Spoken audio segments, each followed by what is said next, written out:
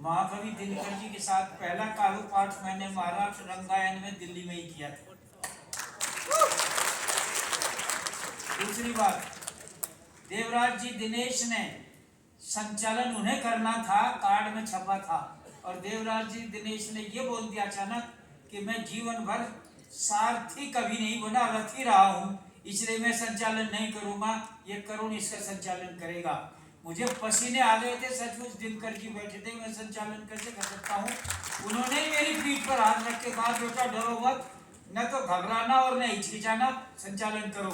उनके आशीर्वाद से वो संचालन मैंने कर लिया। दूसरी बात, उनके घर पर जब मैं गया, ऋत्विक जी के ताऊ जी के घर पर, यानी अरविंद सिंह जी के घर पर, जो इनके बड़े भैया हैं, उनकी माता श्री ने अरविंद जी की यानी दिनकर जी की पौत्र वधू ने मुझसे निवेदन किया, पुत्र वधू ने, कि इस कुर्सी पर बैठ जाइए, ये दिनकर जी की कुर्सी है। अभी बाल कवि वैरागी आए नहीं है, या तो हम उनको बिठाना चाहते थे आपको। सच मानिए, मैंने पैर छूने की स्थिति में मैं उनके आ गया कि मैं इस कुर्सी पर नहीं बैठ सकता, चाहे कुछ भी हो जाए, हाथ लगा सकता हूँ, लेकिन कहा गया कि अम्मा रोज आएंगी, और अरविंद ने कहा चाचा जी कैसे भी करके आप बैठ जाइए। मैं बैठ तो गया उस कुर्सी पर, फोटो भी खिंचवा लिया, जब छप भी गया मुझे लगा जजमेंट सीट ऑफ विक्रमादित्य पर गलेरे का बेटा बैठ गया है। मुझे इस तरह का अनुभव वहां पर बैठ कर हुआ था। और अंतिम बात, केदार बाबू, आप पिताश्री ऋत्विक जी के जब यहाँ भर्ती थे और अंतिम स्थिति में थे, उन्हें नहीं बताया गया था आपको कैंसर की अंतिम स्टेज है, उनकी पत्नी को पता था। मैं अपना नया महाकाव्य लेकर के आया था, पांडुलिपि मेरे हाथ में थी, जो इन्होंने लिखवाई, लोकमान्य तिलक पर नीरज ने लिखवाया। उन्होंने कहा, केदार बाबू ने, करुण भैया ये मेरे हाथ में दे दो एक बार, मेरा सौभाग्य रहा। उन्होंने उस पांडुलिपि को हाथ में थामा और बोले मुझे इसके एक सर्ग से कुछ पंक्ति और सुना दो। मैंने उन्हें सुना दिया। मुझे याद आ गया था निराला का वो फोटो मेरे पास में रखा हुआ है। धर्मवीर भारती गए थे और निराला जी ने उनसे कहा था भैया एक गीत तो तुम लोग वो सुना दो, जीवन की ये पियरी केसर चुके नहीं। और जैसे उन्होंने उन्हें सुना, मुझे वो चित्र याद आ गया। केदार बाबू को कुछ पंक्ति मैंने सुना दी। मुझे मालूम था कुछ दिन बाद ये नहीं होंगे, और एक सप्ताह बाद वो चल बसे। मेरा बेटा गया था उनकी अंत्येष्टि में, विनीत चौहान, उस परिवार से मेरा इस तरह का नाता है। और अंतिम बात, उनसे हमने सच बोलना सीखा। उन्होंने दो बात बताकर मैं समाप्त करता हूं।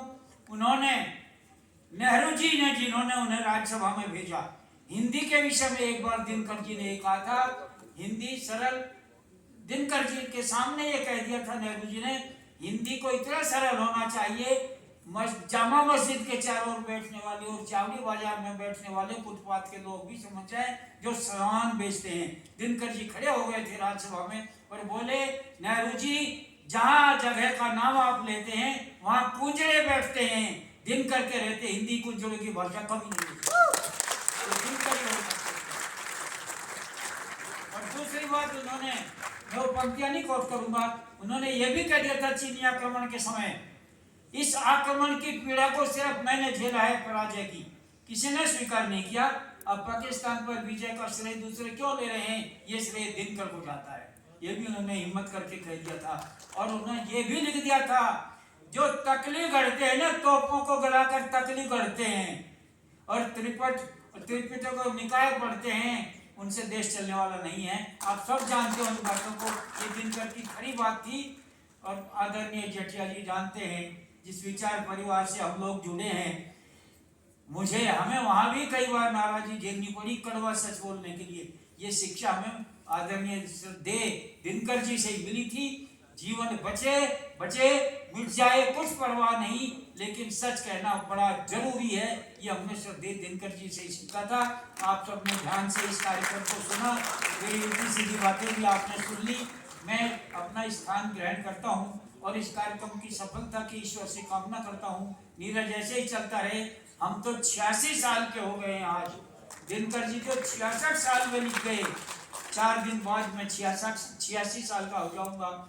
हम 86 साल का सारा सृजन, 28 पुस्तकें छपी और 10 PhD मुझ पर हुई, लेकिन एक पंक्ति भी अभी हमसे ऐसी नहीं है कि दिनकर जी जैसी लिख सकें। कई जन्म लगेंगे अभी तो हमें, बस उनका आशीर्वाद की छाया हम पर है, यही मानते हैं। भगवान से धन्यवाद। आप सबसे प्रार्थना है 2 मिनट। हाँ चलिए जी।